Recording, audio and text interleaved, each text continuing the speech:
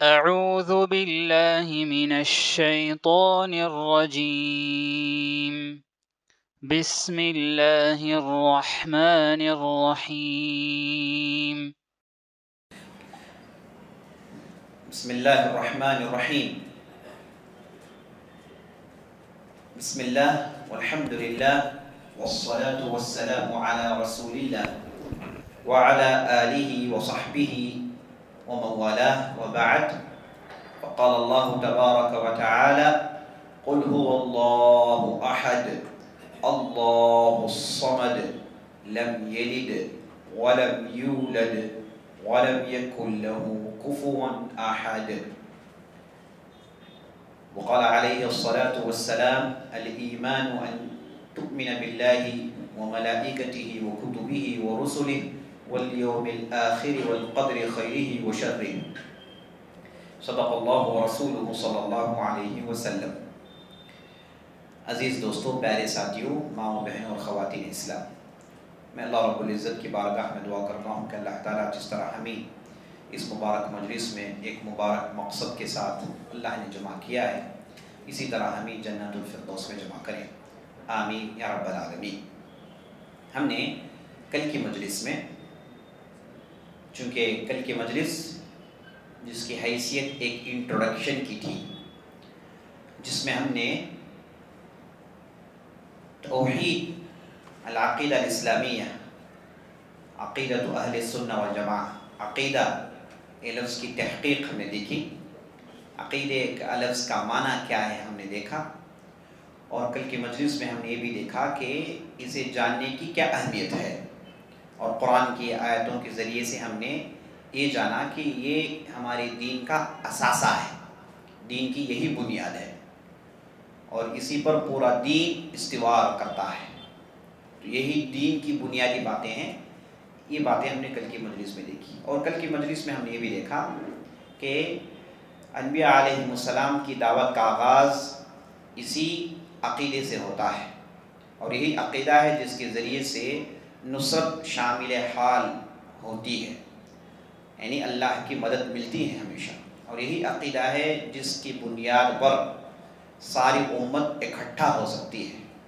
اور ہم نے کل کی مجلس میں یہ بھی دیکھا کہ یہ عقیدے کا علم یہ تمام علموں کا چوٹی کا علم ہے، جہاں کہیں بھی قرآن میں، حدیث میں اہل علم، علم سیکھنا، علم والے، علم کا لفظ استعمال ہوا ہے، وہاں پر مراد عزیز دوستوں سب سے پہلے علم العقیدہ ہے۔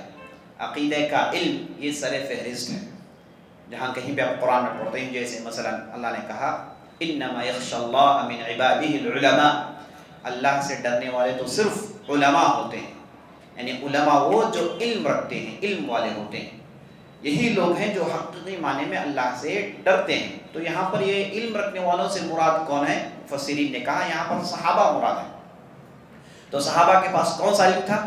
کیا صحابہ انجینئر تھے، پائلٹ تھے، یا کیا تھے؟ صحابہ پورے کے پورے یہی دین کی بنیاد کا علم رکھتے تھے۔ تو دین کی بنیاد کے علم کو قرآن میں بہت زیادہ اس کی ستائش ہوئی، اس کی تعریف ہوئی۔ تو تمام علموں کا چوٹی کا علم یہی عقیدے کا علم ہے، یہ یہاں سے دوسرے علم نکلتے ہیں، قرآن نے اسی علم کی تعلیم دی ہے۔ پورا قرآن اگر آپ اسے 3 حصے میں بانٹیں گے تو ایک حصہ مکمل طور پر عقیدے پر گفتگو کرتا ہے، اسلام اور ایمان، عقیدے کی درستگی، عقیدے کی پختگی، عقیدے کی بالیدگی، اسی پر پوری گفتگو ہے۔ تو کل کی مجلس میں ہم نے باتیں دیکھی، اور اسی طریقے سے کل کی مجلس میں ہم نے بتایا تھا کہ یہ کورس جو 1 مہینے کا ہے، اس میں ہم انشاءاللہ اسی عقیدے کی بنیاد کی باتوں پر گفتگو کریں گے، اور ہم نے اعلان بھی کیا تھا کہ یہ جو ہے اس کے لیے 2 دن کی مہلت ہے، جو بھی داخلہ لینا چاہتے ہیں لے لیں، اس کے بعد ہم اسے فریز کر دیں گے۔ تو میں سمجھتا ہوں کہ غالباً کل کی مجلس آخری مجلس ہوگی، اس کے بعد اگر کوئی داخلہ لینا چاہے تو امکان نہیں ہے، پہلے سے تعداد بہت زیادہ ہو گئی ہے، 200 کے قریب لوگ پہنچ گئے ہیں، تو اس سے مزید اس کی گنجائش نہیں ہے، تو اس لیے کل کی مجلس آخری مجلس ہوگی، اس کے بعد اسے روک دیا جائے گا انشاءاللہ، ٹھیک ہے۔ اور اعلان، دوسری جو بات رہ گئی اعلان کے تعلق سے، وہ یہ ہے کہ یہ کورس کے اختتام پر انشاءاللہ ایک ہلکی پھلکی ٹیسٹ لی جائے گی، چھوٹا سا امتحان آپ سے لیا جائے گا، اور اس کے بعد آپ کو ای سرٹیفکیٹ دیا جائے گا، جو بھی آف لائن ہے اور جو بھی آن لائن ہے، دونوں کے لیے یہی حکم ہے۔ تو ای سرٹیفکیٹ اگر آپ کو لینا ہے تو ریگولر آپ کو آنا ہے، جو بھی اپنا نام درج کیے ہیں، رجسٹر کیے ہیں، وہ مسلسل ریگولر آئیں، مواظبت کے ساتھ آئیں، تو انہیں انشاءاللہ ٹیسٹ لکھنے کا موقع دیا جائے گا، اور ٹیسٹ لکھنے پر انشاءاللہ سرٹیفکیٹ دیے جائیں گے۔ یہ چند باتیں تھیں، یہ اعلان کا اس سے تعلق تھا اور کل کی مجلس سے اس کا تعلق تھا۔ چلیے آج کی بات آگے بڑھاتے ہیں۔ عزیز دوستو،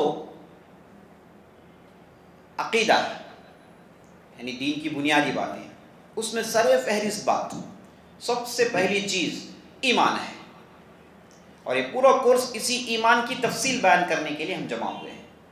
ایمان کیا ہے اور ایمان کو کیسے سمجھیں اور کن کن چیزوں پر ایمان لائیں، یہی تفصیل ہے جو سارے کورس میں ہم دیکھنے والے ہیں۔ اس کورس میں ہم نماز کیسے پڑھیں، وضو کا کیا طریقہ ہے، حج کا کیا طریقہ ہے، زکوٰۃ کی کیا تفصیل ہے، وہ پڑھنے کے لیے جمع نہیں ہوئے۔ اس کے لیے ہم ایک مستقل اسلام نامی ایک کورس چلاتے ہیں، جس میں اسلام کی تفصیل سناتے ہیں۔ لیکن یہ جو کورس ہے عقیدے کا کورس، جس میں ہم صرف ایمان کی بات کریں گے۔ ایمان کیا ہے، کن چیزوں پر ایمان لانا ہے، اور ایمان لانا ہے تو کیسے ایمان لانا ہے، اور کہاں ایمان ہمارا ایسے نہیں ہونا ہے، تو اس کے متعلق جتنی بھی باتیں ہیں، پوری باتیں انشاءاللہ اس کورس میں آنے والی ہیں، اور اسی مقصد کے ساتھ ہم نے اس کورس کا آغاز کیا ہے۔ تو ایمان عزیز دوستو، چلیے ایمان کے لفظ سے آغاز کرتے ہیں۔ لفظ ایمان کیا ہے، یہاں سے اپنی بات کا آغاز کرتے ہیں۔ ایمان کا لفظ عربی زبان میں اس کا گرامر کچھ اس طریقے سے ہے، آمن یؤمن ایمانا فہو مؤمن۔ یہ لفظ امن سے نکلا ہے، امین یأمن، یہ باب الافعال میں گیا تو یہ ہو گیا آمن۔ تو آمن کا معنی یہ ہے کہ امن میں آنا۔ کہاں آنا؟ امن میں آنا۔ ایک آدمی امن میں نہیں ہے، پیس میں نہیں ہے، پریشانیوں میں ہے، راستہ بھٹکا ہوا ہے، گمراہی میں ہے، پتہ نہیں سیدھا راستہ کون سا ہے، تو اس حالت میں اگر کوئی ہے، یعنی بد امنی کے عالم میں ہے، یہ آدمی اگر ایمان لاتا ہے، معنی یہ کہ وہ امن میں آ گیا، اب وہ سیف ہے۔ کل کی مجلس میں ہم نے دیکھا، کیا دیکھا؟ والذین آمنوا ولم یلبسوا ایمانہم بظلم اولئک لہم الامن وہم مہتدون۔ جو لوگ ایمان لائے اور اپنے ایمان کو انہوں نے مکسیشن میں نہیں ڈالا، اپنے ایمان کو انہوں نے پیور رکھا، امپیور نہیں کیا، تو ایسے لوگوں کے لیے امن ہے، ایسے لوگوں کے لیے امن ہے، ان کے لیے پیس ہے، ان کے لیے چین، اطمینان، سکون ہے۔ اب انہیں کوئی پریشانی کی ضرورت نہیں، اب وہ بالکل سیف ہیں، ہے نا؟ یہی معنی ہے ایمان کا بھی۔ اب یہ جو معنی ہم جس پر ہم گفتگو کر رہے ہیں، یہ اس کا لغوی معنی ہے۔ لغوی معنی کیا ہے؟ لنگوسٹیکل معنی۔ لنگوسٹیکل کا معنی کیا ہے؟ آپ جا کر اسے عربی ڈکشنری کھول کر دیکھیں گے تو عربک ڈکشنری میں آپ کو یہ کہا گیا ہوگا کہ آمنہ کا معنی یہ کہ امن میں آنا، امن میں لانا، سکون میں ایک آدمی کو لانا، پریشانی کے عالم سے سکون کے ماحول میں ایک آدمی کو کھینچ کر لانا، یا پھر اسے اس ماحول میں ڈالنا، یہ معنی آتا ہے ایمان کا لنگوسٹیکل اعتبار سے، لغوی اعتبار سے۔ تو اسلام میں آپ دیکھیں گے، اسلام کے جتنے بھی کانسیپٹس ہیں، ان کے دو اعتبار سے معنی بنتے ہیں۔ ایک معنی ان کا لغوی معنی ہوتا ہے، یعنی زبان میں اس کا ایک معنی ہوتا ہے، اور اس کے بعد شریعت اسے ایک معنی دیتی ہے۔ جو معنی لینگویج میں ہے اسے کہیں گے لغوی معنی، جو معنی شریعت نے اسے دیا ہے اسے کہیں گے شرعی معنی یا پھر اصطلاحی معنی۔ مثال کے طور پر اور ایک مثال آپ کو دیتا ہوں، حج، حج یحج حجن کا معنی ہے محنت کرنا۔ حج یحج حجن کا معنی کیا ہے؟ بذل الجہد، یعنی معنی کرنا، محنت کرنا، پوری کاوش، پوری محنت لگانا، یہ معنی ہے حج کا۔ لیکن شریعت نے اسے کیا معنی دیا؟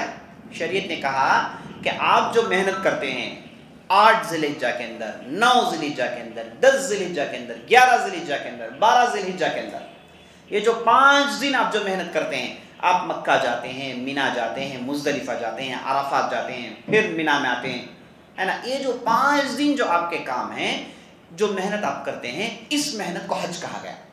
شریعت نے کیا کہا؟ ایکسٹرا معنی ایڈ کیا. تو کبھی بھی آپ عربی الفاظ، عربی کانسیپٹس کو اٹھا کر دیکھیں گے، چونکہ یہ قرآن عربی میں نازل ہوا، محمد رسول اللہ عربی بولتے تھے، صحابہ عرب قوم تھی، تو ان کے پاس جو لفظ جو استعمال میں ہوتا تھا ان الفاظ ہی کو اسلام لیتا ہے اور اس میں ایکسٹرا معنی چسپا کرتا ہے، ایڈ کرتا ہے. اس لیے کیوں؟ تاکہ انہیں معلوم ہو کہ یہیں سے لفظ نکلا ہے، یہ چیز ہمارے پاس کوئی ایلین نہیں ہے، یہ ہماری زبان میں ہے اور اسلام نے اس میں بعض چیزوں کا ایڈ کیا ہے بس. کیونکہ بالکل ایلین ایک لفظ، نیا لفظ انہیں دیا جائے گا تو ہو سکتا ہے کہ وہ پریشان ہو جائیں، کہیں کہ بھئی یہ تو ہمارا لفظ نہیں ہے. ہو سکتا ہے کہ جو شروع کے عرب تھے وہ اسے دھتکار دے، اسے پسند نہ کریں. تو اسلام نے یہ حکمت عملی اختیار کی کہ جو لفظ ان کی زبان میں ہے، لفظ اسلام وہ استعمال کرتے تھے اسلام سے پہلے، اپنی زبان میں تھا، ان کے ایمان کا لفظ ان کی زبان میں تھا اسلام سے پہلے. تو اسلام نے کہا کہ یہی لفظ ہے، نئی کوئی بات نہیں. اسلام نے اس لفظ کو لے کر لایا اور اس میں بعض معنوں کو ایڈ کیا اور کہا کہ یہ ہے اب اسلام اس کا معنی. تو بالکل اسی طریقے سے. تو آمنہ کا معنی امن میں آنا. آمنہ کا معنی کیا ہے؟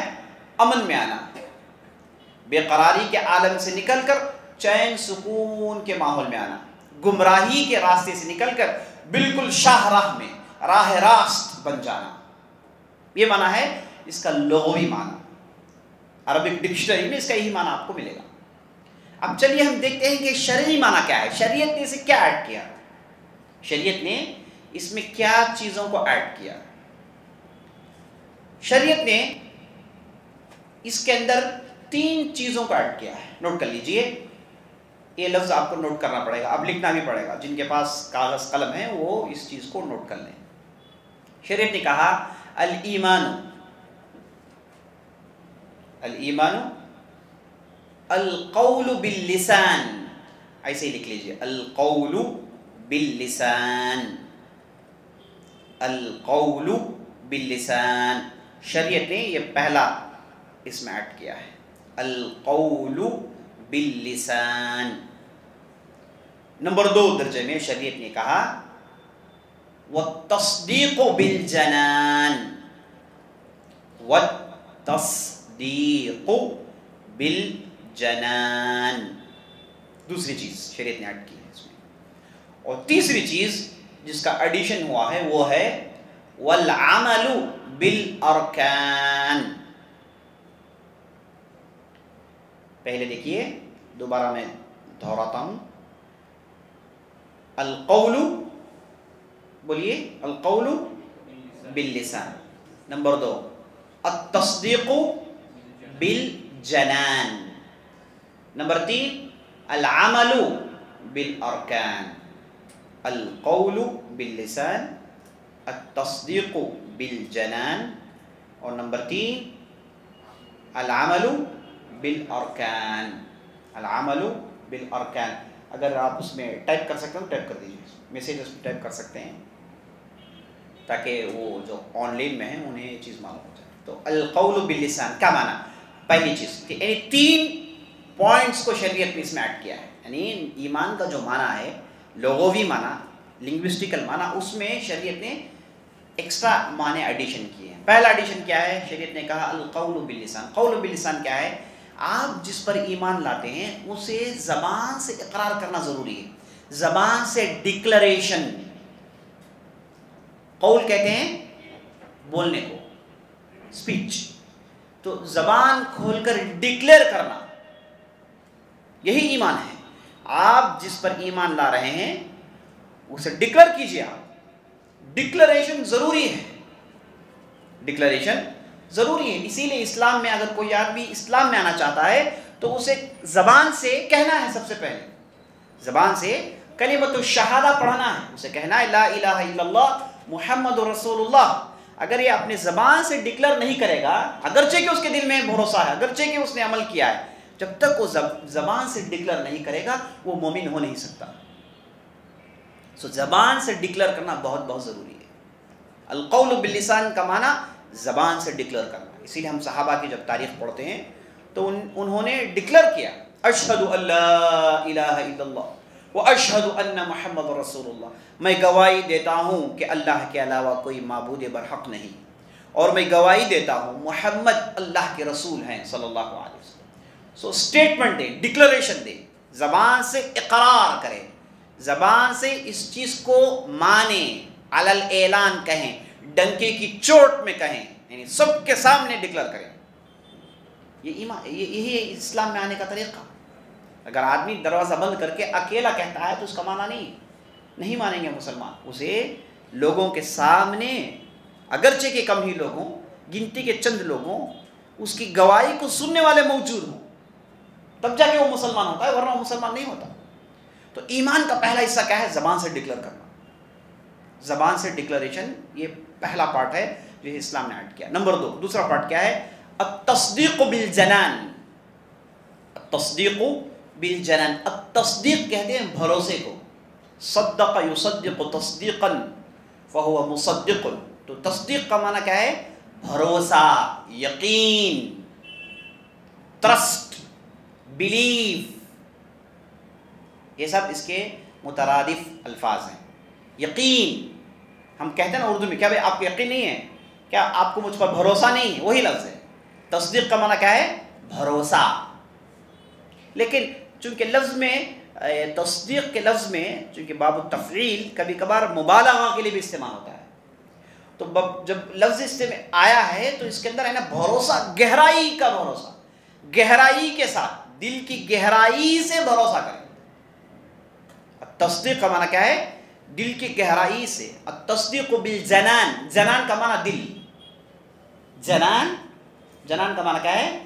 دل، جنان کہتے ہیں دل کو عربی زبان میں۔ عربی زبان میں دل کے لیے بہت سارے الفاظ ہیں، کبھی قلب کہا گیا، کبھی فؤاد کہا گیا، کبھی خلد کہا گیا، کبھی روح کہا گیا، جیسے جبریل علیہ السلام کی جو مشہور حدیث ہے جس میں کہا گیا ان روح القدس قد نفث فی روحی، روح القدس نے یعنی جبریل علیہ السلام نے میرے دل میں وحی ڈالی، تو دل کے لفظ استعمال ہوا روح، تو دل کے لیے عربی زبان میں مختلف الفاظ ہیں، تو اس میں سے ایک لفظ ہے جنان، یعنی دل کی گہرائی سے بھروسہ کرنا۔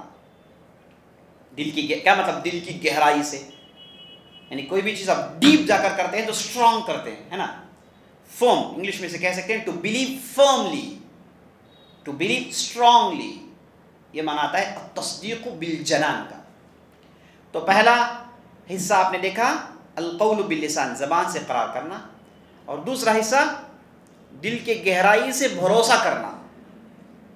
اب کس پر بھروسہ کریں یہ بات آپ کے سامنے آئے گی انشاءاللہ، ابھی آئے گی۔ تو فی الحال یہ جان لیجئے کہ ایمان کا معنی دل کی گہرائی سے بھروسہ کرنا۔ کیوں ہم دل کی گہرائی کا شرط اس میں لگاتے ہیں؟ کیونکہ بعض احادیث میں ہم پڑھتے ہیں نبی صلی اللہ علیہ وسلم کہتے ہیں کہ اگر کسی کے پاس ایمان میں کمی ہو گئی تو نبی صلی اللہ علیہ وسلم نے اس کے ایمان کا نفی کیا، ایمان کا انکار کیا ہے۔ جیسے ہم دیکھتے ہیں کہ حدیث میں آپ صلی اللہ علیہ وسلم نے کہا لا یؤمن احدکم حتی یحب لاخیہ ما یحب لنفسہ، تمہیں سے وہ آدمی مومن ہو نہیں سکتا جو اپنے لیے چاہے وہی کچھ اپنے بھائی کے لیے نہ چاہے۔ تو یہاں پر نبی صلی اللہ علیہ وسلم نے ایمان کی نفی کی ہے، جبکہ حقیقی معنی یہ ہے کہ یہ آدمی مکمل ایمان والا نہیں ہے۔ تو مکمل ایمان، پختہ ایمان، گہرائی سے ایمان ہونا، یہ اسلام ہم کو سکھاتا ہے۔ آپ کا ایمان لائٹ نہ ہو، ہے نا، آپ کے ایمان کی ڈگری لائٹ نہ ہو، بلکہ آپ کے ایمان کی ڈگری کیا ہو؟ اسٹرانگ ہو، یہی اسلام چاہتا ہے، آپ پختہ مومن بنے۔ تو اسی لیے ڈیفینیشن میں یہ ڈال دیا گیا کہ آپ کا ایمان ایسے ڈاون ڈول نہیں ہونا چاہیے، آپ کا ایمان کیا ہو؟ پختہ ہو، اس کے اندر کوئی شک و شبہات نہ ہو۔ اسی لیے ہم قرآن میں پڑھتے ہیں جا بجا اللہ نے کہا انما المؤمنون الذین آمنوا باللہ ورسولہ ثم لم یرتابوا، مومنین تو وہ ہیں، دیکھیے قرآن نے جا بجا مومنین کے ڈیفینیشن سنائے۔ مومن کون ہے اس کی تفصیل آپ قرآن پڑھی کتنی جگہ آپ دیکھیں گے، مومن یہ ہے، مومن وہ ہے، قرآن تفصیل سناتا ہے۔ ایک جگہ قرآن نے کہا انما المؤمنون الذین آمنوا باللہ ورسولہ ثم لم یرتابوا، مومنین تو وہ ہیں جو اللہ اور اللہ کے رسول پر ایمان لاتے ہیں اور اس کے بعد شک نہیں کرتے، شک نہیں کرتے۔ الف لام میم ذالک الکتاب لا ریب فیہ، یعنی شک کی گنجائش نہیں ہے، کیونکہ آپ کے اندر اگر شک آ جائے گا تو ایمان کمزور پڑ جائے گا۔ یعنی ایمان کے لیے شک ایک کینسر کی حیثیت رکھتا ہے۔ جیسے نعوذ باللہ اگر کسی آدمی کے جسم میں یہ بیماری لاحق ہو جائے، لگ جائے، تو ہوتا کیا ہے؟ وہ تھوڑا تھوڑا کھاتی جاتی ہے، ہڈیوں کو کھاتی ہے، چمڑیوں کو کھاتی ہے، بیماری ہے نا اس کے خون کو خراب کرتی ہے، اور ایسے ہی وہ بڑھتی جاتی ہے۔ نسأل اللہ السلام والعافیہ، اللہ ہمیں محفوظ رکھے۔ تو یہ جو ہے نا یہ مانند ہے کس کے شک کے۔ جب کسی آدمی کے دل میں شک داخل ہو جائے، یہ شک اس کے یقین کو کھاتے جاتا ہے، اسی لیے اسے بالکل اسلام نے مار کے ختم کر دیا، اس کے جڑ کو اسلام نے اکھاڑ دیا، کہا کہ لا ریب فی۔ عربی زبان آپ جانتے ہو تو معلوم ہوتی ہے لا للناہیہ للجنس، یعنی شک کی کیٹیگری، پوری کیٹیگری کی نفی۔ شک شبہات اس سے جو بھی ریلیٹڈ ہیں یہ سب کو اسلام نے کہا کہ اس سے اور ایمان کو کوئی تعلق نہیں۔ آپ مومن ہونا چاہتے ہیں، آپ کے دل میں شک نہ ہو، آپ کے دل میں صرف بھروسہ ہی بھروسہ ہو، اور اسلام چاہتا ہے کہ آدمی کا دل ایمان سے بھرا ہوا ہو، شک و شبہات، ڈاؤٹس، احتمال، ان چیزوں کے لیے جگہ نہ ہو۔ تو اس لیے جو دوسرا جو ہے ڈیفینیشن بہت اہم ہے، تصدیق بالجنان، دل کے گہرائی سے آدمی مانے۔ دل کی گہرائی سے مانے کا معنی کیا ہے؟ مضبوطی کے ساتھ، مکمل طور پر اور پورے یقین کے ساتھ۔ یہ کب ہوگا؟ جب اس آدمی کے دل میں شک نہ ہو۔ یاد رکھ لیجیے عزیز دوستو، یہ شک کا آغاز ہوتا ہے نفاق سے، یہ شک کا آغاز ہوتا ہے نفاق سے۔ تو اس لیے ایمان، ابھی آپ دیکھیں گے ایمان کا اپوزٹ لفظ کیا ہے؟ نفاق۔ اسلام کا اپوزٹ لفظ ہے کفر، تو ایمان کا اپوزٹ کیا ہے؟ نفاق۔ اسی لیے ہم دیکھتے ہیں اللہ نے جہاں کہیں بھی مومنین اور منافقین کو کمپیئر کیا، جو کمبینیشن بیان کیا، آپ دیکھیں گے مومنین کے ساتھ اللہ ہمیشہ منافقین لاتا ہے۔ انما المؤمنون الذین یؤمنون، مومنین وہ ہے جو ایمان لاتے۔ دوسری جگہ انما المنافقون الذین لا یؤمنون، منافقین وہ ہیں جو ایمان نہیں لاتے۔ تو اللہ نے جہاں کہیں بھی تقابل کیا، یعنی کمبینیشن ذکر کیا ہے، کمپیریزن کیا ہے، تو ایمان کے ساتھ ہمیشہ نفاق کو اللہ نے لایا ہے۔ تو ایمان کا اپوزٹ کیا ہے؟ نفاق۔ اور نفاق کا آغاز کہاں سے ہوتا ہے؟ کہاں سے نفاق شروع ہوتا ہے؟ شک سے۔ شک ہی سے نفاق کا آغاز ہوتا ہے۔ اب یہ شک جتنا بڑھتے جاتا ہے آدمی اتنا منافق ہوتے جاتا ہے، نسأل اللہ العافیہ۔ اسی لیے کافر کے لیے قرآن میں اتنی شدید وعید نہیں سنائی گئی جتنا منافق کے لیے سنائی گئی، کیونکہ جو منافق ہوتا ہے اس نے تو اپنا ایمان پورا کھو دیا، سمجھیے کہ کینسر لگ گیا اس کے یقین کو، اور اس کے یقین کو وہ کینسر نے پورے کا پورا کھا لیا، لیکن ظاہری طور پر ڈھانچہ ہے جسے وہ نماز پڑھتا ہے اور دوسرے اسلامی عبادت کرتا ہے، لیکن دل بالکل ایمان سے خالی ہے۔ تو ایسے منافقین کے لیے شدید وعید سنائی گئی، انما فی الدرک الاسفل من النار۔ اللہ نے کہا کہ منافقین وہ ہیں جو جہنم کے نچلے حصے میں ہوں گے۔ ٹھیک ہے، تو ایمان کا معنی بھروسہ، اس میں شک شبہات گنجائش اس کی نہیں ہے۔ اور تیسرا حصہ، یہ بہت ہی اہم ہے، تیسرا حصہ کیا ہے؟ العمل بالارکان، یعنی آپ جس کا ڈکلیریشن کیے ہیں اور آپ جس گہرائی سے کسی بھی چیز پر بھروسہ رکھتے ہیں، یہاں سے بات ختم نہیں ہوتی، آپ کو عمل کے ذریعے سے اس کا مظاہرہ کرنا ہے، عمل کے ذریعے سے آپ اسے ڈسپلے کریں آپ کے ایمان کو۔ آپ کوئی آدمی کیا، جیسے ہمارے معاشرے میں ہم لوگ دیکھتے ہیں کہ بھئی میرے دل میں تو ایمان ہے، میں تو جنت جاؤں گا، نماز نہیں پڑھتے، زکوٰۃ نہیں دیتے، جو اسلام کی جو تعلیمات ہیں اس پر عمل نہیں ہے، اور کہتے ہیں کہ میرے دل میں بھروسہ ہے، میرے دل میں بھروسہ ہے، نہیں چلے گا، نہیں، یہ چیز بالکل مقبول نہیں ہے اسلام میں۔ آپ کے اگر دل میں ایمان ہے تو آپ کو عمل کرنا ہے۔ اسی لیے آپ قرآن پڑھیں گے، قرآن میں 80 سے زیادہ مرتبہ اللہ نے جہاں کہیں بھی ایمان کا ذکر کیا، ساتھ عمل کا ذکر کیا۔ ایمان اور عمل کو اللہ نے جوڑ جوڑ کر بیان کیا۔ ان الذین آمنوا وعملوا الصالحات، ان الذین آمنوا وعملوا الصالحات، کتنی جگہ ہے قرآن؟ یا ایھا الذین آمنوا وعملوا الصالحات، کتنی جگہ ہے؟ آپ پڑھتے جائیے قرآن میں، جہاں کہیں بھی آپ ایمان کا ذکر دیکھیں گے پیچھے سے فوراً عمل کو دیکھیں گے آپ۔ کیوں؟ کیونکہ یہ دونوں لازم ملزوم ہیں، ایک گاڑی کے دو پہیے ہیں، جیسے گاڑی ایک پہیے سے نہیں چل سکتی، ویسے ایمان کی گاڑی صرف بھروسے سے نہیں چلتی، ساتھ ساتھ کیا ہونا چاہیے؟ عمل ہونا چاہیے۔ بغیر عمل کے کیا نہیں ہو سکتا؟ آپ 1000 دعویٰ کر لیں، آپ مومن نہیں ہو سکتے۔ آپ 1000 دعویٰ کر لیں، آپ کہتے ہیں کہ میں سب پر ایمان لاتا ہوں، سب ہے میرے دل میں، لیکن آپ کے پاس عمل خالی ہے تو آپ کی باتیں صرف باتیں ہیں، خالی باتیں ہیں بس، اس سے زیادہ اس کی کوئی حیثیت نہیں، اور بغیر آپ عمل کیے آپ جنت میں جا نہیں سکتے۔ وہ حدیث جو مشہور حدیث ہے نا، اذا مات ابن آدم انقطع عنہ الا ثلاث، جب آدم کا لونڈا دنیا چھوڑ کر چلے جاتا ہے تو سب تعلقات کٹ ہو جاتے ہیں سوائے 3 کی۔ تو اس میں کیا کہا گیا؟ پہلا کیا ہے؟ ہاں، اس میں عمل ہے نہیں ہے، اپنے نیک اعمال، اس کے بعد اپنی بچی کی دعا، اور اس کے بعد صدقہ جاریہ ہے نا۔ تو نیک اعمال یہ نہیں چھوڑتے آدمی کو، تو نیک اعمال کے ذریعے سے ہی لوگ جنت میں جاتے ہیں، اعمال ہی کو تولا جائے گا نا ترازو میں۔ تو اس لیے عزیز دوستو یہ جاننا ضروری ہے کہ بغیر عمل کے آپ کا ایمان مکمل نہیں ہوتا۔ اسی لیے علامہ امام بخاری رحمۃ اللہ علیہ نے اپنی مشہور کتاب صحیح البخاری میں کہا باب الایمان قول و عمل، کہا باب الایمان قول و عمل، ایمان جو ہے یہ صرف بھروسے کی بات نہیں ہے، ساتھ ساتھ اس میں عمل ہونا چاہیے، تب جا کے وہ لفظ مکمل ہوتا ہے، بغیر عمل کے آدمی مومن ہو نہیں سکتا۔ اچھا، یہ جو بات آپ سمجھ گئے ہیں، اس تعلق سے آپ تاریخ پڑھیں گے تو گہرے خطرناک فرقے نکلے ہیں۔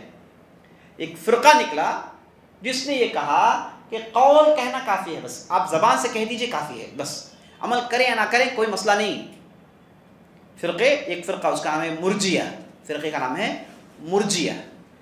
یہ فرقہ کہتا ہے کہ بھائی اب ہم صرف زبان سے کہہ دیں گے تو کافی، عمل کریں یا نہ کریں کوئی حرج نہیں۔ اسی لیے ہم دیکھتے ہیں کہ صحابہ تابعین تبع تابعین نے کہا کہ یہ فرقہ بدعتی فرقہ ہے، دھتکارا ان کو، غلط ثابت کیا صحابہ نے۔ کیوں؟ کیونکہ انہوں نے کہا کہ قول زبان سے کہنا کافی ہے، عمل کرنے کی کوئی ضرورت نہیں، تو انہیں ریجیکٹ کر دیا گیا۔ تو اسے معلوم ہوا کہ جہاں آپ زبان سے اقرار کرتے ہیں ساتھ ساتھ عمل کریں، آپ کے پاس دل میں بھروسہ ہے ٹھیک ہے، لیکن عمل کا ہونا ضروری ہے۔ اور اس کے بعد اب جب ہم فطری طور پر اس کا جائزہ لیتے ہیں تو اچھی طریقے سے معلوم ہو جاتا ہے، جب آدمی نیک عمل کرتا ہے ایمان بڑھتا ہے، جب آدمی غلطیاں کرتا ہے، گناہ کرتا ہے تو ایمان گھٹ جاتا ہے۔ اسی لیے اللہ نے قرآن میں کہا انما المؤمنون الذین اذا تلیت علیہم آیاتہ زادتہم ایمانا، مومنین وہ ہوتے ہیں جب ان پر اللہ کی آیتیں پڑھی جاتی ہیں تو ان کا ایمان زیادہ ہو جاتا ہے، ان کا ایمان زیادہ ہوتا ہے۔ تو الایمان یزید و ینقص، لکھ لیجیے اسے، الایمان یزید و ینقص، ایک فارمولا ہے، الایمان یزید و ینقص، ایمان زیادہ بھی ہوتا ہے اور ایمان گھٹتا بھی ہے۔ الایمان یزید، الایمان یزید و ینقص، ایمان زیادہ بھی ہوتا ہے گھٹتا بھی ہے۔ میں اس کے ثبوت میں ایک حدیث پیش کرتا ہوں آپ کے پاس، بخاری وغیرہ کی حدیث ہے۔ ایک صحابی تھے جن کا نام تھا حنظلہ رضی اللہ عنہ۔ حنظلہ بہت بڑے ایمان کے چھوٹی تھے۔ یہ وہ صحابی ہے جن کا ٹائٹل دیا گیا غسیل الملائکہ، ان کا ٹائٹل ہے، لقب کیا ہے ان کا؟ غسیل الملائکہ۔ غسیل الملائکہ یہ ٹائٹل نبی صلی اللہ علیہ وسلم نے اس وقت دیا جب یہ احد کی لڑائی میں شہید کر دیے گئے۔ احد کی لڑائی ہم سب جانتے ہیں عزیز دوستو، ایک زبردست لڑائی تھی جس میں مسلمانوں کو وقتی طور پر پسپا ہونا پڑا۔ بعد میں مسلمانوں نے ان لوگوں سے وہ ریونج لیا بعد میں، لیکن وقتی طور پر پسپا ہونا پڑا، نقصان جھیلنا پڑا، تو اس لڑائی میں شہید ہو گئے تھے۔ اچھا، جب یہ لڑائی کا جب اعلان ہوا، گلی گلیوں میں، کوچوں میں اعلان ہوا کہ چلو اب اللہ کی راہ میں نکلنا ہے، چلو اللہ کی راہ میں نکلنا ہے، تو صحابی ان کی شادی اسی وقت ہوئی تھی، نوجوان تھے اور نوشا تھے، ان کی شادی اسی وقت ہوئی اور وہ اپنے اہلیہ کے پاس گئے ہوئے تھے۔ جیسے اعلان ہو گیا اسی حالت میں نکل کر آ گئے، اسی حالت میں نکل کر آ گئے۔ رسول اللہ کا منادی ندا لگا رہا ہے اور میں کیسے گھر میں بیٹھ سکتا ہوں؟ ایمان دیکھیے عزیز، اور فوراً تلوار سونت کر سیدھے جہاد کے میدان میں آ گئے۔ دیکھیے کتنا ایمان، زبردست ایمان ہے، یہی ہے مکمل ایمان، گہرا بھروسہ اور ساتھ ساتھ کیا ہے؟ عمل ہے. بلا دیا گیا، نکل گئے باہر. اب کوئی سوچنے کی بات نہیں ہے. اب اس سے بڑھ کر دنیا میں کوئی عمل نہیں ہے. لیکن افسوس، ہم جب اللہ اکبر اذان سنتے ہیں ہمارے دل میں وہ جذبہ نہیں آتا. اللہ اکبر کا معنی آپ کو مؤذن یہ کہتا ہے کہ آپ کے کام سب بڑے ہیں، مانتا ہوں، لیکن اس سے بڑا اللہ ہے. اللہ اکبر کا معنی کیا ہے؟ سب سے بڑا اللہ ہے. آپ ہیں بزی، ٹھیک ہے، لیکن اس سے بڑا اللہ ہے. اب چلو نماز کے لیے نکلنا ہے. لیکن ہم میں سے کتنے ایسے ہیں جو یہ ایمان کی حرارت محسوس کرتے ہیں؟ صحابہ کے پاس ہے ایمان کی حرارت کا احساس تھا، اس لیے انہوں نے چند ہزار تھے، ساری دنیا کو انہوں نے روندا، ساری دنیا میں اسلام پھیلایا. تو غیر معمولی ایمان کے پہاڑ تھے. حنظلہ رضی اللہ عنہ اور گھر سے ایسے ہی نکل جاتے ہیں اور اس کے بعد شہید ہو جاتے ہیں. تو جب انہیں دفن کیا جاتا ہے، ہم جانتے ہیں کہ شہداء کو غسل نہیں دیا جاتا. شہداء جو ہوتے ہیں، چونکہ وہ ان کا گلا کٹا ہوا ہوتا ہے، ہاتھ کٹے ہوئے ہوتے ہیں، کٹ کر اللہ کی راہ میں جان دیتے ہیں، تو انہیں غسل نہیں دیا جاتا، بلکہ انہیں ایسے کفنایا جاتا ہے اور ایسے ہی دفنایا جاتا ہے. اور کیسے دفنایا جاتا ہے؟ ایک گھڈے میں 10 لوگوں کو ڈال دیا جاتا ہے، 20 لوگوں کو ڈال دیا جاتا ہے، کیونکہ جہاد کا ہنگامی ماحول ہوتا ہے. یہاں پر فرصت نہیں، سب کو رکھ کر نماز پڑھ دی جاتی ہے اور اس کے دفن کر دیا جاتا ہے. تو یہ جب صحابی کو دفن کیا گیا تو نبی صلی اللہ علیہ وسلم نے کہا کہ میں ملائکہ کو دیکھ رہا ہوں کہ ملائکہ انہیں غسل دے رہے ہیں. اور بعض صحابہ نے وہ پانی کے قطرے ان کے جسم سے گرتے ہوئے دیکھے. اللہ اکبر. تو تعجب کیا تو نبی صلی اللہ علیہ وسلم نے کہا کہ انہیں ملائکہ نے غسل دیا ہے، کیونکہ یہ جنابت کی حالت میں تھے، غسل ان پر واجب تھا، لیکن انہوں نے اتنا بھی گوارا نہیں کیا کہ میں نہا کر جاؤں گا. نہیں، یہ تو بہت دیر ہو جائے گی. یعنی ایمان دیکھیے، ایمان نے انہیں یہ بھی سوچنے نہیں دیا کہ بھائی ابھی جائیں گے، ابھی تو ندا لگی نا، ابھی تو بلاوا آیا ہے، ابھی نکلیں گے ہم. یہ آلسی پن نہیں تھا، ہے نا، یہ تصویف نہیں تھی، بلکہ فوراً اللہ کی راہ میں نکل آئے اور شہید کر دیے گئے. اور اتنا بڑا ٹائٹل کہ ملائکہ نے انہیں غسل دیا. ملائکہ جنہیں غسل دیں گے تو سمجھیے کہ جنت میں ان کا کتنا بڑا مقام ہوگا. اللہ اکبر. تو یہ تھے عزیز دوست حنظلہ رضی اللہ. تو یہ ایک مرتبہ کہتے ہیں، ایک مرتبہ کرتے یہ ہیں کہ اپنے گھر سے نکلتے ہیں اور چیختے ہیں، کہتے ہیں نافق حنظلہ، نافق حنظلہ، نافق حنظلہ. حنظلہ منافق ہو گیا، حنظلہ منافق ہو گیا، حنظلہ منافق ہو گیا. یہ کہتے ہوئے سڑک میں جا رہے ہیں، راستے میں اور ایک ایمان کے پہاڑ سے ملاقات ہوتی ہے، وہ ہے ابوبکر صدیق رضی اللہ. اور ابوبکر صدیق کہتے ہیں کہ تم یہ کیوں کہہ رہے ہو حنظلہ؟ ہم تو آپ کے تعلق جانتے ہیں، آپ کے اندر وہ نفاق کا شائبہ بھی نہیں، آپ یہ کیوں کہہ رہے ہیں؟ تو حنظلہ رضی اللہ نے کہا کہ نہیں ابوبکر صدیق، معاملہ یہ ہے کہ میں جب نبی صلی اللہ علیہ وسلم کی مجلس میں ہوتا ہوں، ایمان کی باتیں سنتا ہوں، جنت کی باتیں سنتا ہوں، جہنم کی باتیں سنتا ہوں، قیامت کی باتیں سنتا ہوں، تو یہ تمام واقعات میرے آنکھوں کے سامنے ایسے ہی ہو رہے ہیں، ایسے دیکھتا ہوں میں، گویا کہ لائیو پکچرز میں دیکھ رہا ہوں. آپ صلی اللہ علیہ وسلم سنا رہے ہیں، لیکن میرا ایمان اس حد تک پہنچ گیا ہے کہ ان چیزوں کو میں نہ کہ صرف سن رہا ہوں بلکہ آنکھوں سے دیکھ رہا ہوں. اس درجے میرا ایمان ہوتا ہے. لیکن معاملہ یہ ہے کہ جب گھر لوٹتا ہوں، بچوں کے ساتھ، اہل و عیال کے ساتھ مل بیٹھتا ہوں، تو یہ کیفیت نہیں رہتی. یہ جو ایمان کا جو سٹیج ہے میں بھول جاتا ہوں. اب وہ چیزیں نظر نہیں آتی، صرف باتیں ہم نے سنی ہیں اور حفظ کی ہیں، وہ کیفیت نہیں ہوتی، وہ مزہ نہیں آتا. ابوبکر صدیق، میں اس لیے سمجھتا ہوں کہ یہ صرف منافقین کے ساتھ ایسا ہوتا ہے، اور میں اس اعتبار سے میں اپنے آپ کو منافق سمجھتا ہوں. اب مجھے سمجھ میں نہیں آتا کہ میں کیسے ایمان والا ہوں. تو ابوبکر صدیق نے کہا کہ چلیں محمد رسول اللہ سے پوچھ لیتے ہیں، اب وہاں سے ہم کو رزلٹ مل جائے گا. تو دونوں جاتے ہیں اور آپ صلی اللہ علیہ وسلم سے اپنا پورا ماجرا سناتے ہیں. تو نبی صلی اللہ علیہ وسلم نے کہا کہ ساعۃ فساعۃ، اے لوگوں جان رکھو کہ یہ ایمان ایک گھڑی میں جو ہوتا ہے دوسری گھڑی میں ایسا نہیں ہوتا. ایک موقع پر جو ایمان ہوتا ہے دوسرے موقع پر وہی ایمان نہیں ہوتا، بلکہ ایمان میں اتار چڑھاؤ ہوتے رہتا ہے، اس کے اندر فلیکچویشن ہوتے رہتا ہے. جب نبی صلی اللہ علیہ وسلم کی مجلس میں ہیں، دین کی باتیں سنتے ہیں، یہ چوٹی کا عمل ہے. جب آدمی اتنا بہتر عمل کرتا ہے تو ایمان اس کا بڑھ جاتا ہے. جب آپ اہل عیال کے پاس جاتا ہے، گناہ تو نہیں لیکن وہ عبادت تو نہیں ہے، تو فوراً ایمان گھٹنا شروع ہو جاتا ہے.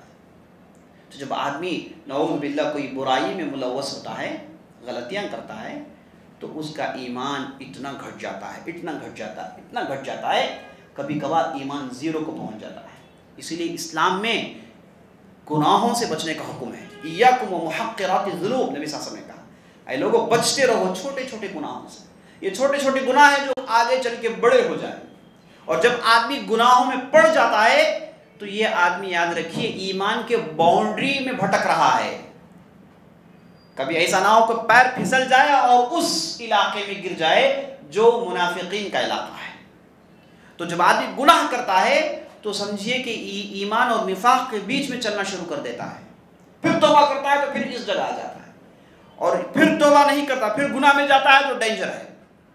تو اس لیے اسلام میں حرام ہے گناہ کرنا۔ کیوں؟ کیونکہ یہ گناہ اگر بڑھ جائیں گے تو آدمی منافق ہو جائے گا، نعوذ باللہ، آدمی منافق ہو جائے گا، اسلام سے باہر چلا جائے گا۔ کتنے ایسے لوگوں کو ہم نے دیکھا ہے وہ چونکہ گناہ چھوڑ نہیں سکتے انہوں نے ایمان چھوڑ دیا۔ مجھے کہا گیا کہ بھائی دیکھیے یہ اس قسم کی تجارت سود ہے۔ اب وہ ایک گناہ میں اتنے اڑ گئے ہیں، اتنے لگ گئے ہیں، اتنا لگاؤ ہے کہ چھوڑنے کے لیے تیار نہیں۔ اب ہوا کیا؟ بعد میں انہوں نے کہا کہ بھائی جب میں سود ہی کھاتا ہوں تو پھر نماز کیوں پڑھوں؟ نماز بھی چھوڑ دی، وہ سب کچھ چھوڑ دیا اس کے بعد۔ کتنے ایسے لوگ ہیں، کتنے ایسے لوگ ہیں جنہوں نے اسلام سے دوری اختیار کی کیونکہ انہیں بعض چیزوں پر عمل کر نہیں سکتے، بعض برائیوں سے اپنے آپ کو بچا نہیں سکتے، منافق ہو جاتے ہیں۔ تو اس لیے عزیز دوستوں بڑے گناہ یہ بہت ہی خطرناک ہوتے ہیں۔ یہ گناہ اس لیے اسلام نے حرام قرار دیا کیونکہ یہ آدمی اس پر رہے گا تو یہ آدمی الٹیمیٹلی اینڈ اپ کہاں کرے گا؟ منافقین کے دائرے میں کرے گا۔ اس لیے گناہوں سے بچنا چاہیے۔ جب بھی آدمی سے غلطی ہو جائے فوراً توبہ کریں۔ توبہ گویا کہ سمجھیے کہ یہ کلینزنگ پروسیس ہے۔ آدمی توبہ کرتے رہے اور صحیح لوگوں کے ساتھ رہنا شروع کریں تو آدمی گناہوں کی سے بچ سکتا ہے، کیونکہ جیسے میں نے آپ کو بتایا گناہ یہ بہت ہی خطرناک چیز ہے، آدمی کو نفاق تک لے کر چلے جاتی ہے۔ تو ہم یہ گفتگو کر رہے تھے کہ ایمان اچھے اعمال کرنے سے ایمان بڑھتا ہے، برے اعمال کرنے سے ایمان گھٹتا ہے۔ تو بڑھنا گھٹنا یہ کیا عزیز دوستوں، یہ انسان کی زندگی ہے، اور ہم اور آپ کو چاہیے کہ ہمیشہ ایمان بڑھانے کی کوشش کرتے رہیں، کیونکہ ایمان آپ نہیں بڑھائیں گے گھٹتا رہے گا، کوئی اسٹیبل نہیں ہے۔ جب یہ فلکچویٹ ہوتا ہے تو معنی کیا ہے؟ کوئی اسٹیبل گراف نہیں ہے۔ اس کا گراف کیسے جاتا ہے؟ یا اوپر جائے گا پھر نیچے جائے گا۔ کوئی آدمی نہیں کہتا کہ میرا ایمان اسٹیبل ہو گیا۔ جیسے زمانہ یا تو پھر آگے جائے گا یا تو پھر رکے گا نہیں، آگے جائے گا، ہے نا۔ زمانہ اسٹیبل نہیں ہے، جاتے رہے گا آگے، آپ چلے جائیں گے لیکن زمانہ نہیں رکے گا۔ تو ایسے ہی عزیز دوستو اس میں اسٹیبل نہیں ہے، اسٹیٹس جو بالکل اسٹیبل ہوتا ہے، بالکل منجمد مرحلہ نہیں ہے، یا تو پھر یہ آگے جائے گا یا پھر پیچھے جائے گا۔ تو اس لیے آدمی کو ہمیشہ کوشش یہ کرنی چاہیے کہ وہ ایمان کو تازہ رکھے، اور اسی لیے اسلام میں دیکھیے یہ پروسیس کو ثابت کرنے کے لیے، یہ پروسیس چونکہ انسان کے اندر یہ چیز ہے، اس لیے اسلام نے کہا کہ ایک دن میں 5 وقت نماز پڑھنا ہے، آپ کو ذکر و اذکار کرنا ہے۔ کیوں یہ ریگولر عبادت کیوں؟ کیونکہ آپ کا ایمان باقی ہو۔ اگر ریگولر آپ عمل نہیں کریں گے تو آپ کا ایمان ضائع ہو جائے گا، اور بغیر ایمان کے آدمی جنت میں جا نہیں سکتا، ہم سب جانتے ہیں۔ وہ جو مشہور حدیث ہے حبۃ الخردل کی حدیث بخاری وغیرہ میں، جس میں آپ صلی اللہ علیہ وسلم قیامت کے دن سفارش کریں گے نیک لوگوں کی، جو نیک لوگ جہنم میں چلے گئے ان کے حق میں سفارش کریں گے آپ صلی اللہ علیہ وسلم، ہے نا۔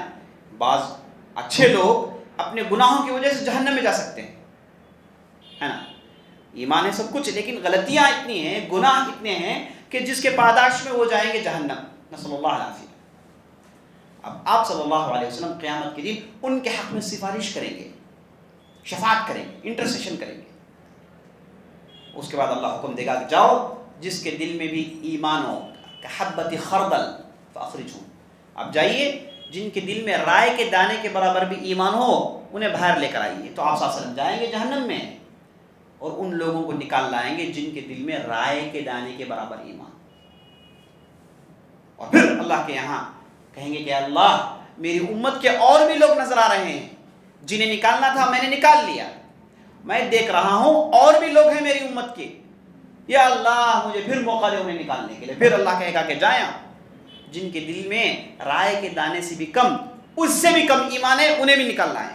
آپ صلی اللہ علیہ وسلم جائیں گے، ان لوگوں کو پھر نکالنا آئیں گے، اور پھر آپ صلی اللہ علیہ وسلم دیکھیں گے کہ امتی اور بھی ہیں، اور پھر آئیں گے اللہ کے پاس دعا کریں گے اللہ اور بھی ہیں، تو اللہ پھر حکم دے گا آپ جائیں جن کے دل میں رائے کے دانے سے بھی کم، اس سے بھی کم، اس سے بھی کم، 3 مرتبہ انہیں نکالنا ہے۔ تو آپ صلی اللہ علیہ وسلم جائیں گے اور سارے امتیوں کو نکالنا ہے۔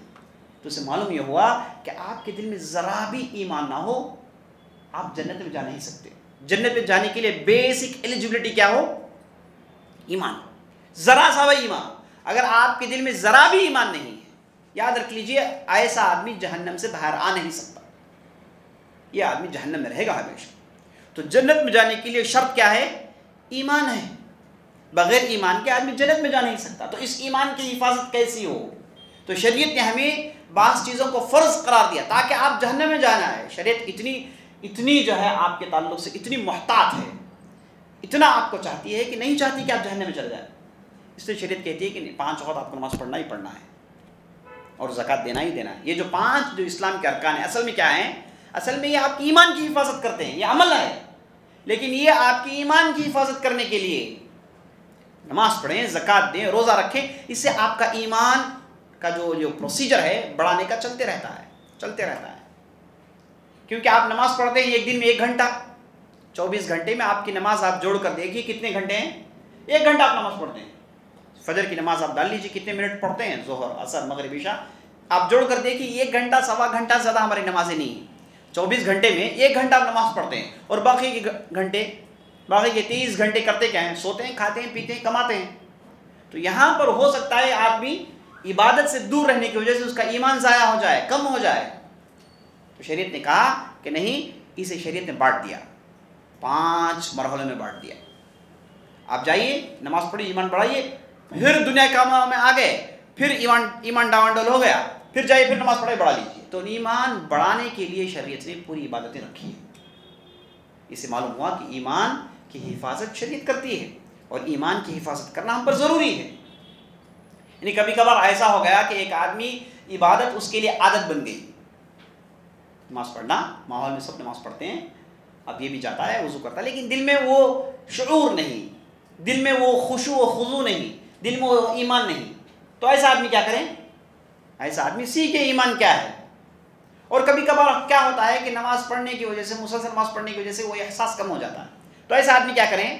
دوسرے ذریعے سے ایمان بڑھانے کی کوشش کریں، نماز کو پختہ کرنے کی کوشش کریں۔ تو یہ پروسیجر زندگی بھر کرنا ہے آپ کو۔ یہ ایمان بڑھانے کا یہ جو کام ہے یہ ہمارے زندگی کا حصہ ہے، یہ لائف لانگ، مرتے دم تک آپ کو کرنا ہے۔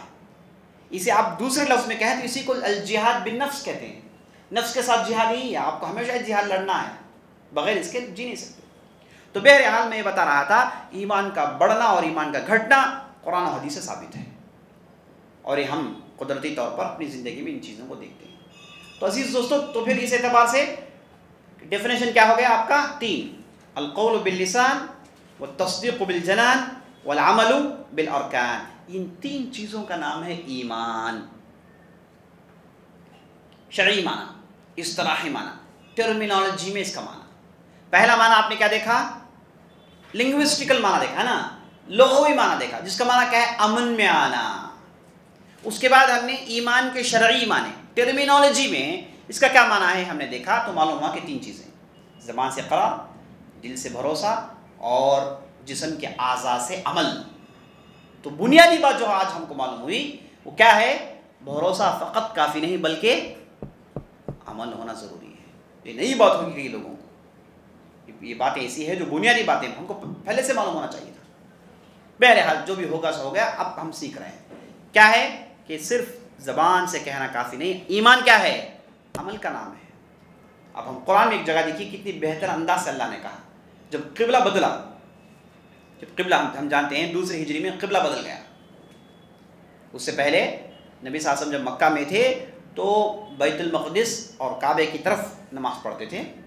جب مدینہ گئے تو بیت المقدس اور مدینہ کے درمیان کعبہ نہیں ہے، تو آپ صلی اللہ علیہ وسلم اور صحابہ بیت المقدس کی طرف نماز پڑھتے تھے، اور بعد میں اللہ کا حکم آیا کہ اب کیا ہے؟ فَوَلِّ وَجْهَكَ شَطْرَ الْمَسْجِدِ الْحَرَامِ، اب مسجد الحرام دیکھ کر نماز پڑھیں۔ تو آپ صلی اللہ علیہ وسلم نے حالت نماز کی حالت میں ہے، اور آپ صلی اللہ علیہ وسلم ایسے ہی مڑ گئے اور مسجد الحرام کعبے کی طرف اپنی نماز پڑھی، اور جس مسجد میں واقع ہو اسے مسجد القبلتین کہتے ہیں، جو آج بھی مدینہ میں ہے، مسجد القبلتین، یعنی ایسی مسجد جس میں دو قبلے ہیں، ایک بیت المقدس کی طرف اور ایک کعبے کی طرف۔ تو آپ صلی اللہ علیہ وسلم بیت المقدس کی طرف پڑھ رہے تھے، اور نمازی کی حالت میں اپنے آپ کو وہ ٹرن کر کے کہاں پڑھنا شروع کر دیا؟ مسجد الحرام کی طرف۔ تو یہاں پر جب اللہ نے اس واقعے کو نقل کیا تو اللہ نے کہا، اب بعض لوگوں نے یہ شک و شبہات کا اظہار کیا نماز کے بعد کہ اگر اب قبلہ بدل رہا ہے تو ہم نے جو 17 مہینے یعنی لگ بھگ 2 سال کی مدت ہم نے بیت المقدس کی طرف نماز پڑھی، تو کیا وہ ہماری نمازیں ضائع ہو گئیں؟ اب منافقین نے اس بات کو اچھالا، اور اچھا آپ لوگ بغیر قبلہ کی نماز پڑھ لیے، آپ کی نماز ہوتی نہیں، انہوں نے ٹھٹا مذاق کیا۔ تو اللہ نے قرآن میں کہا ان اللہ لا یضیع ایمانکم، اللہ نے کہا اللہ سبحانہ و تعالیٰ تمہارے ایمان کو ضائع نہیں کرتا، جبکہ کہنا کیا چاہیے؟ اللہ تمہاری نمازوں کو ضائع نہیں کرتا، یہی تو کہنا چاہیے نا، لیکن اللہ نے کہا تمہارے ایمان کو ضائع نہیں کرتا۔ تو اللہ نے نماز کی جگہ کون سا لفظ استعمال کیا؟ ایمان کا لفظ استعمال کیا۔ نماز عمل ہے، ایمان اگر بھروسہ اس کا لفظی معنی ہے تو اللہ نے بھروسے کی عمل کی جگہ اللہ نے بھروسہ کہا، نماز کو ایمان کہا اللہ نے، تو معلوم ہو گیا عمل یہ ایمان ہے۔ کنکلوژن کیا ہے؟ کنکلوژن یہ ہے کہ عمل ایمان ہے، بغیر عمل کے آدمی مومن ہو نہیں سکتا۔ میں اس میں تفصیلی گفتگو اس لیے کر رہا ہوں کہ بہت ہی بنیادی بات ہے، اتنی بنیادی بات ہونے کے باوجود اکثر لوگ اسے نہیں جانتے، کئی لوگوں نے عمل کو ضروری نہیں سمجھا۔ کتنے لوگ ایسے ہیں جو عمل کو ضروری نہیں سمجھتے ہیں کہ میں تو بھروسہ تو ہے، ایمان کا معنی بھروسہ تو ہے، آئی ایم بلیو تو ہے، عمل نہیں کرتے۔ تو جان رکھ لیجئے جب تک آپ عمل نہیں کریں گے مومن نہیں ہو سکتا، جب تک آپ عمل نہیں کریں گے آپ مومن ہو نہیں سکتے، امکانی نہیں۔ تو ایمان میں عمل داخل ہے۔ تو اس کے بعد ہم نے دیکھا کہ ایمان بڑھتا بھی ہے گھٹتا بھی ہے۔ اچھا اب یہ ہو گیا ایمان کا ڈیفینیشن۔ اچھا کس کا اقرار کریں، کس پر بھروسہ کریں اور کس پر عمل کریں، یہ سوال پیدا ہوتا ہے نا۔ جان رکھ لیجئے ایمان لانا ہے 6 چیزوں پر، 6 چیزوں پر ایمان لانا۔ اب جتنی بھی باتیں ہم نے کی ایمان کے لفظ کی باتیں، ورڈ، ایمان کے ورڈ کو لے کر ہم نے تفصیل آپ کے سامنے پیش کیا۔ اب یہ ایمان کس پر لانا ہے، اب اس پر گفتگو کریں، یہی اصل چیز ہے۔ ایمان کہاں لانا ہے؟ Believe in what? I am believing, okay right, کہاں، کس پر بلیو، کون سی چیز جس پر بلیو کرنا ہے؟ ہر چیز میں بلیو کریں گے آپ ایک لائٹ جل رہی ہے بلیو کریں گے جنت چلے جائیں گے؟ نہیں۔ 6 چیزیں بیان کی گئی، اس پر آپ کا ایمان ہونا چاہیے۔ ہاں اس سے زیادہ نہیں، 7 نہیں، 6۔ یہ 6 چیزیں ہیں، اس پر آپ کو بھروسہ کرنا ہے، تب جا کے آپ جنت میں جائیں گے۔ ابھی آپ نے سن لیا بغیر ایمان کے جنت میں آدمی جا نہیں سکتا۔ اچھا ایمان بھروسہ کس پر، عمل کس پر؟ تو سن لیجئے 6۔ پہلی چیز اللہ پر، نمبر 2 ملائکہ پر، نمبر 3 انبیاء علیہم السلام پر، اللہ کے رسولوں اور انبیاء پر، اور نمبر 4 اللہ کی نازل کردہ کتابیں، اللہ کی کتابوں پر، اور نمبر 5 یوم قیامت پر، اور نمبر 6 تقدیر پر۔ 6 چیز، الایمان ان تؤمن باللہ وملائکتہ وکتبہ ورسلہ والیوم الآخر والقدر خیرہ وشرہ۔ اسے یاد کریے آپ، الایمان ان تؤمن باللہ وملائکتہ وکتبہ ورسلہ والیوم الآخر والقدر خیرہ وشرہ۔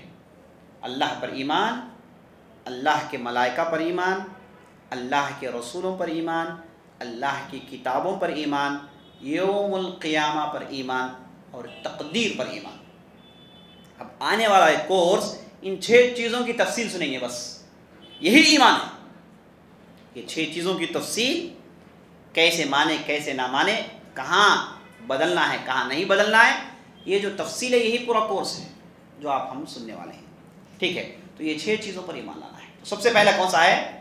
الایمان باللہ، اللہ پر ایمان۔ اللہ کون ہے؟ اللہ کے لفظ کا معنی کیا ہے؟ ہم انشاءاللہ پورے کورس میں ہمارا طریقہ، ہمارا میتھڈالوجی ہوگا کہ ہم سب سے پہلے لفظ کا معنی دیکھیں گے، روٹ پہ جائیں گے، اسے نکال کر باہر لائیں گے، ہے نا، لفظ کا معنی دیکھیں گے اور اس کے اوپر انفارمیشنز ایڈ کرتے جائیں گے۔ یہی ہمارا طریقہ ہے جو علمی طریقہ ہوتا ہے۔ عام طور پر یہ لیکچرز میں طریقہ ہم اختیار نہیں کرتے، لیکچرز میں تو باتیں قصے واقعات سناتے ہیں، لیکن درس میں، کورس میں یہی طریقہ ہوتا ہے کہ آپ چیزوں کو عربی زبان کے ذریعے سے سمجھیں اور اس کی تفصیل جانیں۔ تو اللہ کون ہے؟ اللہ کے لفظ کا معنی کیا ہے؟ عربی لفظ ہے، اس کا کیا معنی ہے؟ اس سے پہلے جتنے بھی انبیاء آئے، کیا انہوں نے اللہ کو اللہ کہا یا پھر اللہ کے لیے کوئی دوسرا لفظ ان کے پاس تھا؟ اللہ اور رب میں کیا فرق ہے؟ اللہ کو ماننا ہے تو کون سی چیزوں پر مانیں؟